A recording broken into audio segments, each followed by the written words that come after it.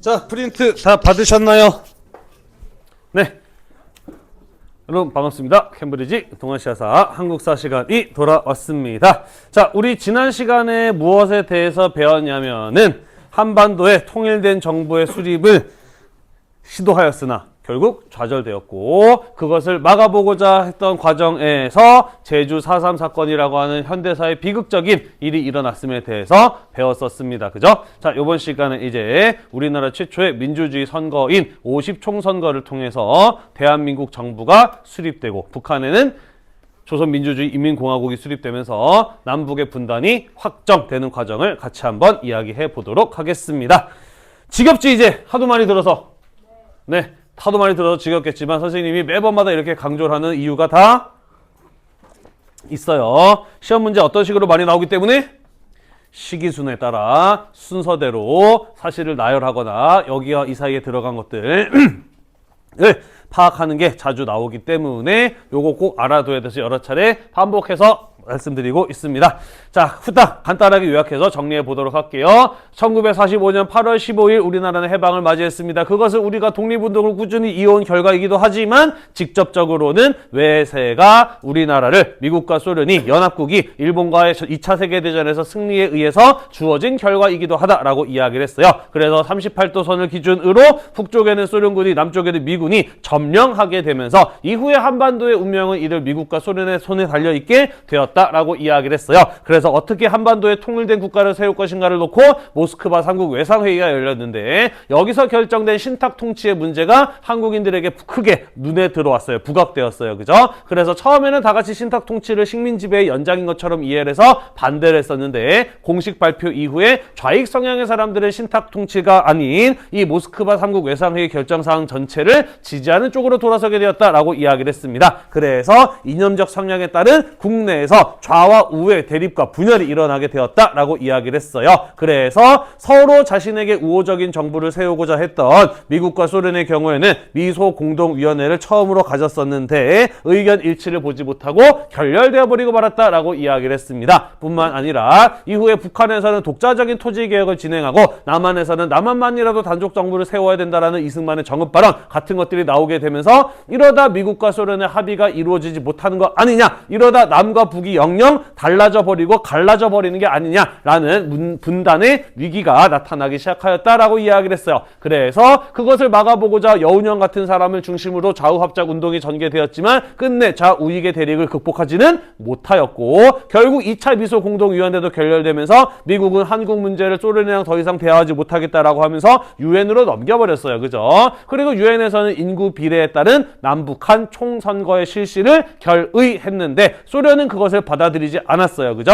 결국 유엔에서는 남한만의 단독 선거가 결정됨에 따라 북한이 아닌 남한만의 단독 선거가 진행이 되고, 그 결과 대한민국 정부가 세워지게 된다라는 겁니다. 우리는 그 50 총선거와 대한민국 정부 수립에 대해서 이번 시간에 살펴보도록 할게요. 자, 정리가 되셨죠 다들? 네, 넘어가겠습니다. 자, 봅시다. 유엔 한국임시위원단의 감시 아래 우리나라에서 최초의 국회의원을 선출하기 위한 총선거가 실시되었습니다. 자, 우리나라에서 선거는 크게 세 가지로 실시하고 있는 거 아나요?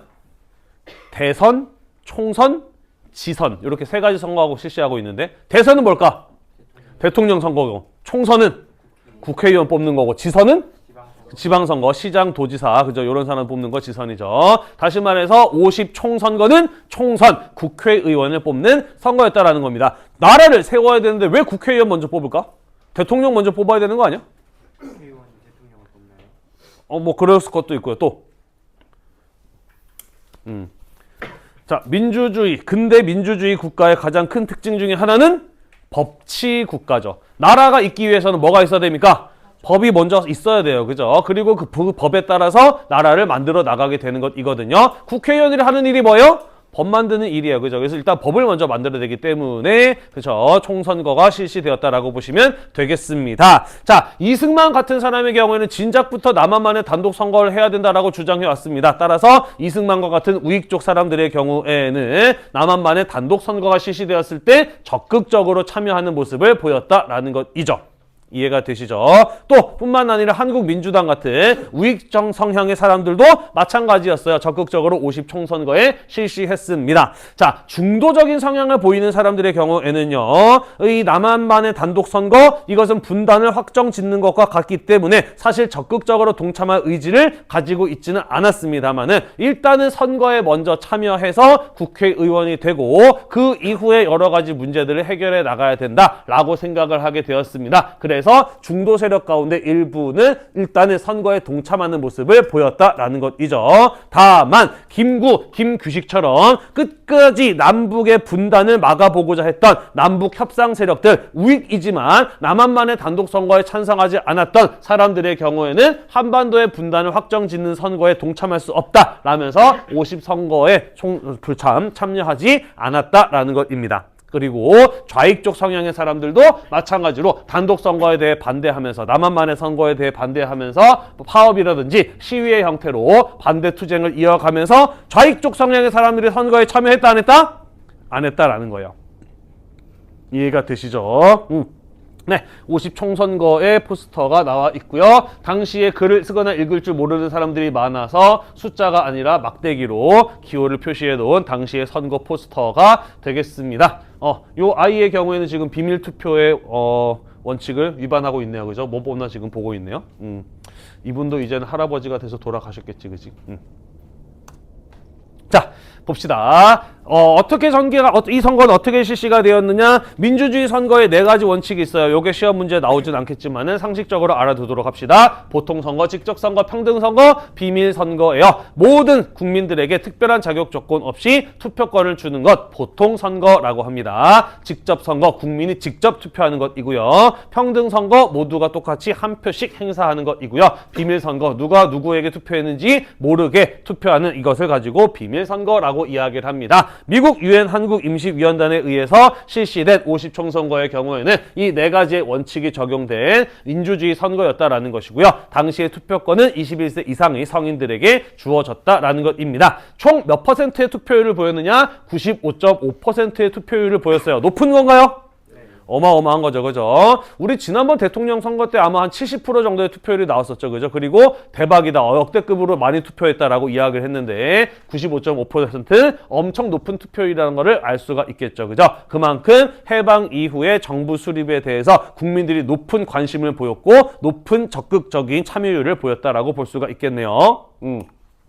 자, 다만 유엔 한국임시위원단에서 이 선거의 경우에는 원래 몇 명의 국회의원을 뽑기로 했느냐? 인구 비례 원칙에 따라 북한에서는 100명의 국회의원 그리고 남한에서는 200명의 국회의원을 선출하기로 했는데 50 총선거의 결과 198명의 국회의원이 선출되었다라는 것입니다. 왜냐하면 우리가 지난 시간에 배웠던 것처럼 제주도에서는 어떤 일이 벌어지고 있었어요? 4.3 사건이 있었어요. 그죠? 그래서 제주도에서 실시된 투표는 무효 처리됨에 따라 2명이 제외되면서 제주도에 배속된 제주도에 할당된 이라고 하나? 네, 아무튼 제주도에서 뽑기로 한 2명의 의원은 무효 처리가 되면서 총 198명의 국회의원으로 국회를 구성하였다라는 것이고요.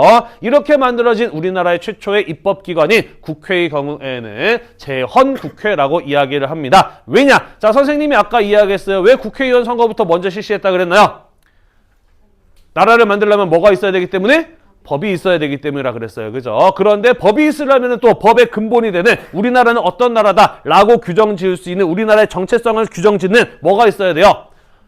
법을 만들기 위해서는 법의 근간이 되는 헌법이 있어야 되잖아요. 그죠? 그래서 우리나라 첫 번째 국회의 역할은 바로 헌법을 제정하는 것이었기 때문에 헌법이 제정된 국회라고 해서 우리는 이 1대 국회를 뭐라고 부른다? 재헌국회라고 부른다라는 것이에요. 그래서 50 총선거의 결과 재헌국회가 구성되었다라는 겁니다. 이해가 되시죠? 자, 일단은요, 아직까지 우리나라의 정당 정치가 자리 잡기 이전이기 때문에 어떤 사람들이 가장 많이 당선이 되었느냐, 특별히 정당이 없는 무소속의 의원들이 가장 많이 당선이 되었는데요. 하지만 우리 앞에 페이지에서 봤습니다. 어떤 걸 봤나요? 좌익들 이 선거에 참여했어요, 안 했어요? 안 했어요. 그죠? 김규식 같은 남북 협상파들 이 선거에 참여했어요? 안 했어요? 안 했어요. 그죠? 그러다 보니 우익적인 성향을 보이면서 남한만의 단독 선거에 대해서 찬성해 왔던 사람들, 나아가서 좌익들과 극도로 대립을 해왔던 우익적인 성향들의 사람들이 다수가 당선이 되는 결과로 이어지게 되었다라는 것이죠. 이승만의 독립촉성국민회라고 하는 정당이 가장 많은 의석을, 그리고 한국민중당 같은 지주 자본 가를 중심으로 구성된 정당이 그 다음으로 많은 의석을 차지하는 결과를 가져오게 되었다라는 것이에요. 그래서 우리나라의 경우에는 우리나라의 정치가 우익에서부터 먼저 시작이 되었다라고 볼 수가 있는 거예요. 우익 성향의 정치적인 성향을 갖는 인물들이 국회를 구성하게 됨에 따라 우리나라의 정치는 우익에서부터 출발하게 되었다라는 거예요. 이해가 되시죠? 네, 그랬기 때문에 우익을 대표했던 이승만 같은 사람이 일단은 국회의장으로 당선되었다라는 것이 되겠습니다. 어찌 본다면 극단적인 우익의 성향을 보이는 사람들, 그리고 일제강점기에 적극적으로 항일투쟁을 하지 않았던 사람들에 의해서 우리나라의 정치가 시작되었다라는 것이죠. 그리고 이것은 우리가 앞으로 쭉 살펴보겠습니다만은 앞으로 일어날 한국 현대사의 여러 가지 비극적인 일들로 이어지는 결과를 낳기도 해요. 하나씩 살펴볼 겁니다. 넘어갈까요? 자, 제헌국회에서 우리나라의 이름을 대한민국으로 정했습니다. 대한민국으로 정한 까닭은 두 가지가 있어요. 첫 번째는 대한제국을 계승한다는 거죠. 대한제국을 계승하지만 어떤 나라이기 때문에? 민주공화국이기 때문에 대한민국으로 이름을 정한 것이고요. 대한민국이라는 이름은 그전에도 사용된 적이 있었습니다. 어디에서 사용됐었나요? 독립운동 시기에 대한민국 임시정부가 있었잖아, 그지? 대한민국 임시정부를 계승한다라는 뜻도 가지고 있다라고 보시면 되겠습니다. 그리고 1948년 7월 17일 우리나라 최초의 헌법인 제헌헌법이 공포가 되었습니다. 7월 17일 무슨 날인지 아나요? 제헌절이에요. 그죠? 옛날에는 빨간 날이라서 많이들 알고 있었고 또 쉬기도 했는데 지금은 쉬는 날이 아니라서 잘 모르죠. 자, 제헌절이고요. 제헌헌법의 내용을 살펴보면 우리나라를 삼권 분립의 민주공화국으로, 민주공화정으로 하였다라는 것입니다. 삼권 분립, 지난번에도 이야기한 적이 있죠. 그죠? 민주정부 구성의 중요한 원칙 가운데 하나예요. 그죠? 민주주의 정부에서는 하나의 집단 혹은 한 명 혹은 한 기관이 권력을 독점하는 것을 막아야 되기 때문에 국가의 권력을 세수로 분산시킨다라고 이야기를 했습니다. 그래서 법을 만드는 입법부, 법에 따라 판단하는 사법부, 법에 따라 나라를 행정을 처리하는 행정부, 정부로 구성하는 것을 가지고 우리는 삼권 분립이라고 하는데 제헌헌법에서는 우리나라를 삼권 분립의 민주공화정으로 채택하였다라는 것이죠. 정부의 형태는 여러 가지가 있을 수 있습니다. 영국, 일본과 같이 수상, 총리가 행정부를 이끄는 형태가 있을 수 있고요. 아니면은 미국이나 우리나라처럼 대통령이 정부를 이끄는 형태가 있을 수 있는데 우리나라의 경우에는 대통령이 강력한 권한을 바탕으로 행정부를 이끄는 대통령 중심제를 채택하였다라는 것입니다. 네, 뭐 굳이 지금 대통령 중심제와 내각 책임제 수상의 국가를 이끄는 행정부의 차이를 설명할 필요는 없습니다만 나중에 우리가 잠깐 이야기할 기회가 있을 거예요. 잠시나마 우리나라가 총리 체제로 간 적이 있었거든요. 뒤에서 이야기를 할 겁니다. 자, 그리고 대통령은 어디에서 뽑기로 하느냐? 국회에서 뽑기로 해요. 왜? 국민들이 직접 뽑아야 하는데 왜 국회에서 뽑도록 하였을까? 국회의원들은 누가 뽑았지? 국민들이 뽑았잖아, 그지? 국민들이 자신의 의사를 대변할 국회의원들을 뽑았다라는 거야. 그래서 대통령은 국민들의 의사를 대표하는 국회의원들이 뽑는 것으로 하였다라는 것입니다. 우리는 이런 거를 가지고 국민이 간접적으로 대통령을 뽑는다라고 해서 간접선거제라고 하고요. 줄여서 간선제라고 합니다. 오늘날처럼 국민들이 직접 투표로 대통령을 뽑는 거를 가지고 그럼 뭐라 그럴까요? 직선제, 직접 선거제라고 하는 거죠. 그죠?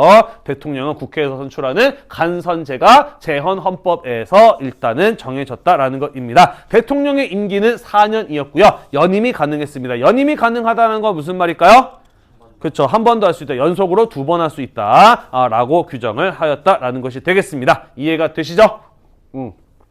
자, 그리고 우리 교과서에서 요거 되게 강조하고 있어요. 재헌 헌법에는 3.1운동으로 건립된 대한민국을 재건한 민주공화국이 현재의 대한민국임을 분명히 밝히고 있습니다. 무슨 소리예요? 선생님이 지난번에 3.1운동 이야기할 때 이야기한 적이 있었죠. 그죠? 3.1운동은 우리나라의 무엇의 시작이었다? 민주주의의 시작이었다. 국민들이 근대적 정치의식을 바탕으로 적극적으로 참여 의사를 밝혔던 사건이 바로 3.1운동이었다라고 이야기를 했잖아요. 그죠? 그래서 우리나라 헌법에는 대한민국이 만들어진 시점을 언제로 보고 있다는 거예요? 3.1운동으로 보고 있다라는 거예요.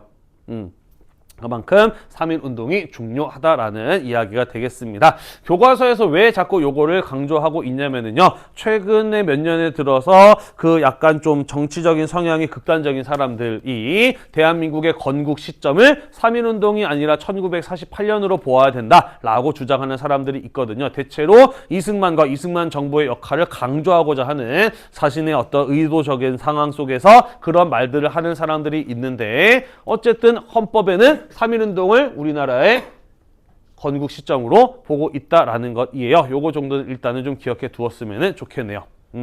넘어가도 될까요? 네.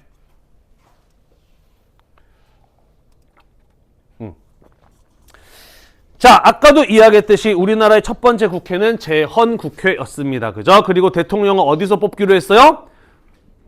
국회에서 뽑기로 했어요. 그죠? 그리고 국회의원은 어떤 사람들이 다수가 당선이 되었나요?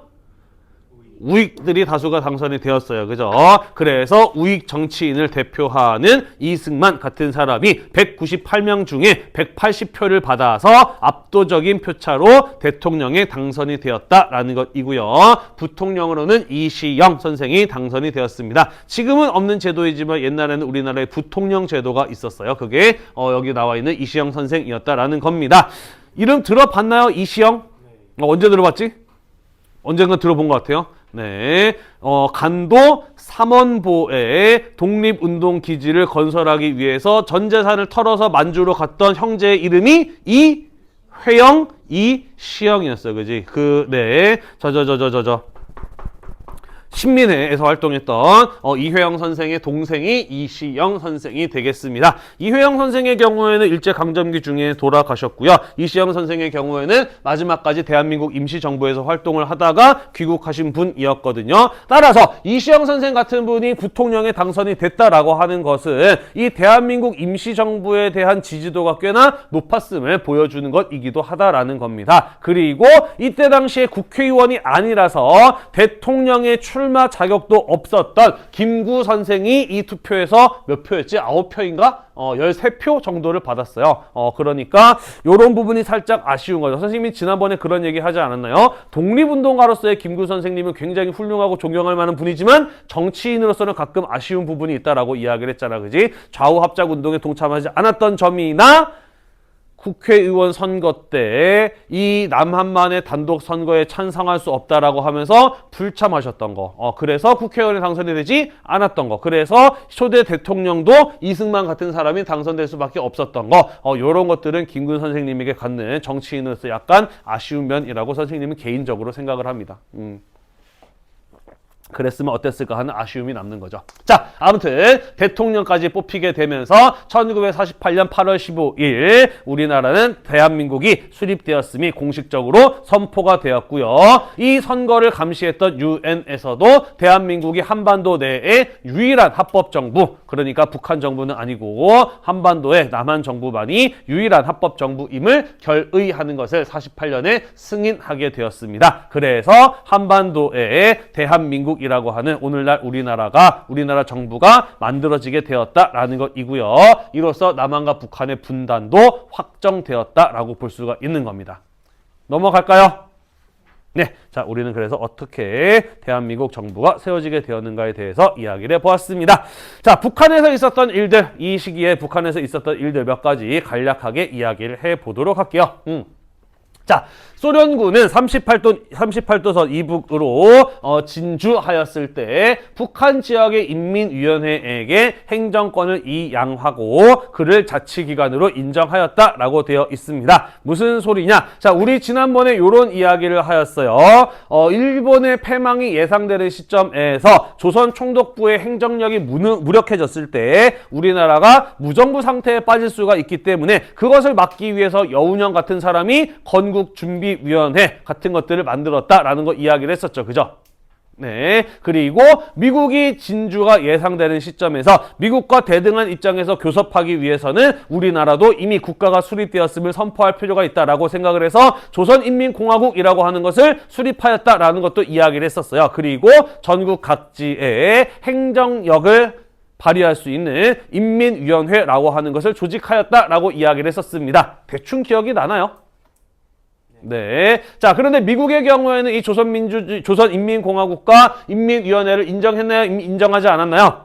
인정하지 않았어요. 그죠? 왜냐하면 이 안에는 좌익 성향의 인물들이 있었기 때문에 한반도에 자신에게 우호적인 정부를 세우고자 했던 미국의 경우에는 이들을 한반도의 사람들을 대표하는 단체로 인정하기보다는 현상 유지를 선택을 했어요. 그죠? 그래서 일제강점기에 일본의 식민 통치에 협조했던 이들을 그대로 활용을 해서 남한 사회를 통치하였다라고 이 미군정에 대해서 이야기를 할 때 언급을 했었습니다. 그와는 반대로 소련의 경우에는 이 소련군이 들어오기 이전에 한반도의 사람들이 각자 자신들이 행정력을 유지해서 질서를 유지하기 위해서 만들었던 이 인민위원회라는 조직을 한국인들을 대표하는 조직으로 인정했다라는 것이에요. 그래서 그들에게 행정일을 할 수 있도록 권한을 넘겨주었다라는 거예요. 이해가 되나요? 왜 미국은 인정하지 않았는데 소련은 인정했을까? 미국은 나쁘고 소련은 착해서? 아니죠. 아까 이야기하였듯이 이 인민위원회 내부에는 어떤 성향의 인물들이 많았기 때문에 좌익 성향의 인물들이 많았기 때문에 미국은 인정하지 않았던 것이고 소련은 인정했던 것이라고 보시면 되겠습니다. 미국과 소련 모두 한반도에 자신에게 우호적인 정부를 세우고자 하는 의도 속에서 그 점령 정책이 이루어졌다라고 보시면 될 것 같아요. 이해가 되시죠? 자, 그 뒤에 일어나는 일들도 보면은 전부 다 마찬가지의 맥락이라고 보시면 돼요. 45년 10월 달에는 조선공산당 북조선 분국을 창립합니다. 뭔 소리냐면은 일제강점기 내내 사회주의 공산주의 운동을 이끌어왔던 조선공산당은 남한에 있었거든. 따라서 지금 남과 북이 미국과 소련에 의해서 분할 점령된 상황에서 한국의 사회주의 공산주의를 이끌어 나갈 수 있는 조직이 필요했던 것이죠. 그래서 남한에 있는 공산당 조선공산당의 북조선 분국, 북한 지역의 지점을 만들었다라는 것입니다. 누구의 후원 아래? 소련의 후원 아래 이런 것이 이루어졌다라는 것이에요. 왜? 소련의 경우는 무엇 의도를 가지고 있었기 때문에? 한반도를 공산화할 의도를 가지고 있었기 때문에 그랬다라는 것이에요. 이해가 되시나요? 마찬가지로 만주에서 활동을 하다가 일본의 만주국이 세워지고 만주 지역의 독립운동가들에 대한 탄압이 이루어지게 되면서 소련으로 넘어가서 오랫동안 소련의 지원을 받아서 활동해왔던 친소련파였던 김일성 같은 사람이 북한에 소련군이 들어올 때 소련군과 함께 들어왔고 소련의 경우에는 자신들의 의도대로 잘 움직일 것이라고 예상되는 김일성을 북한 정치의 전면에 내세워서 이 인물을 중심으로 북한의 한반도에 자신에게 우호적인 정부가 만들어지기를 원하는 행동들을 하나씩 실천해 나갔다라는 거예요. 이해가 되시나요? 네, 그게 조선공산당 북조선 분국의 창립, 소련군의 후원 아래 김일성이 공식적으로 등장하였다. 김일성을 내세운 소련의 북한 공산화 작업이 본격화되었다라고 볼 수가 있는 거예요. 이해가 되시죠? 네. 따라서 북한에도 당연히 분단 초에는 우익과 좌익이 존재했다라는 것이죠. 예를 들자면 밀립대학 설립운동이라든지 물산장려운동 같은 것들을 주도했던 대표적인 우익 쪽의 독립운동가이고 북한 지역에서 활동했던 사람으로 조만식 같은 사람이 있었습니다. 그리고 이 조만식도 남한과 마찬가지로 남한만의 남한에서도 신탁 통치에 대해서 우익들이 반대를 했던 것과 마찬가지로 북한 지역의 우익이었던 조만식 같은 사람들의 경우에도 모스크바 3국 외상회의에 대해서 결정에 대해서 반대하는 신탁 통치에 대해서 반대하는 목소리를 냈었다라는 것이죠. 하지만 남한과 다르게 북한은 소련의 영향력 하에 있었고 소련의 지원을 받는 김일성을 비롯한 사회주의자 공산주의자들이 더 큰 영향력을 발휘하고 있었기 때문에 우익에 해당하는 조만식 같은 사람의 경우에는 그들로부터 탄압을 받았다라는 거예요. 이해가 되나요? 네. 그래서 신탁 통치에 대해서 반대하다가 김일성에 의해서 호텔에 감금되었고요. 그 이후에 죽었는지 살았는지에 대해서 전혀 알려져 있지 않습니다. 다시 말해서 남한의 경우에는 미군이 점령한 상황이었기 때문에 좌익과 우익으로 나뉘어졌고 그들 중에서 좌익들이 탄압을 받는 이런 모습을 보였다라고 한다면 북한의 경우에는 그 반대였다라고 보시면 되겠네요. 이해가 되시죠? 미국과 소련 모두 각자 자기에게 우호적인 정부가 세워지기를 기대하면서 자기에게 유리한 방향으로 한반도에 대한 통치를 했고 자기에게 우호적인 정부를 만들어 나가기 위한 작업들을 차근차근히 진행하고 있었다라는 거예요. 넘어가도 될까요? 네. 아이고 1교시 오랜만에 수업하다 보니까 또 많은 분들이 주무시네. 자, 이후에 46년 2월에는 북조선 임시인민위원회가 조직이 됩니다. 모스크바 3국 외상회의 이후에 북한의 공식적인 행정부가 세워지기 이전에 어쨌든 나라 일을 할 수 있는 행정조직이 필요하잖아요. 그래서 일단은 국민의 의사를 묻지 않은 투표를 진행하기 전에 임시로 만든 행정조직이 있었으니 그게 바로 북조선 임시인민위원회였다라는 거예요. 무슨 말인지 이해가 되나요? 네, 북한에도 정부가 필요해요. 하지만 정부를 만들려면은 통일된 정부를 세울 것인가 말 것인가의 문제가 아직 완전히 해결되지 않은 상황이었어요. 정부를 만들려면은 국민들의 투표를 통해서 민주정부를 구성해야 되는데 아직까지 투표를 어떻게 할 것인지 그리고 투표가 이루어지지 않은 상황이었기 때문에 임시로 만든 행정조직이 필요해서 만든 게 북조선 임시인민위원회였다라는 말입니다. 무슨 말인지 이해가 되죠? 네. 자, 그래서 이게 북한에서 등장한 최초의 중앙 권력 기관이었고요. 당연히 북조선 임시인민위원회가 조직될 때에는 소련의 입김이 작용하였기 때문에 우익 성향의 인물들은 철저하게 배제되었고 좌익 성향의 인물들을 중심으로 이 북조선 임시인민위원회가 조직되었다라는 것이고요. 당연히 소련의 후원을 받는 김일성이 위원장으로 취임하였다라는 것입니다. 그리고 그 안에 북한의 최초의 중앙 권력 기관이 북조선 임시인민위원회 안에 중요한 역할을 하는 사람들을 보면은 죄다 어떤 사람들이었느냐? 조선계 소련인들, 그러니까 일제강점기의 연해주 등으로 이주를 해간 한국인들의 2세들, 소련에서 태어난 한국인의 2세들, 요런 사람들이 와서 이 북한 최초의 중앙 권력 기관의 중요한 자리들을 맡았다라는 것이죠.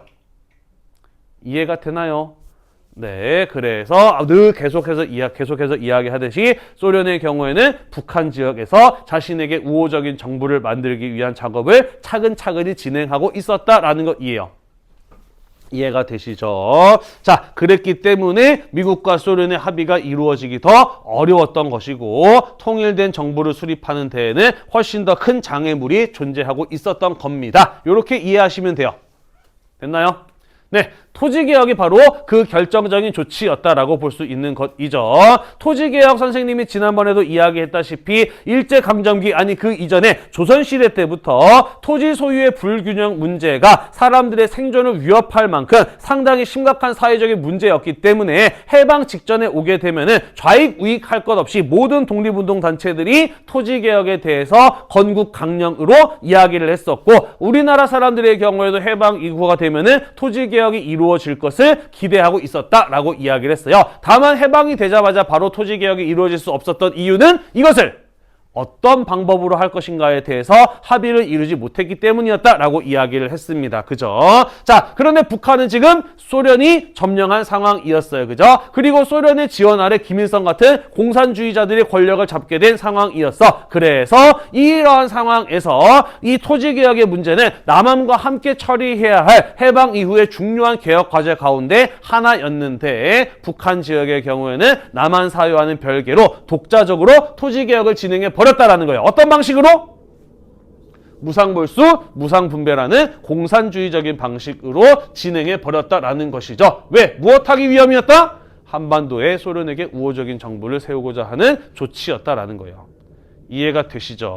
자, 그래서 총독부나 일본인이 가지고 있었던 토지 전부 다 몰수의 대상이었고요.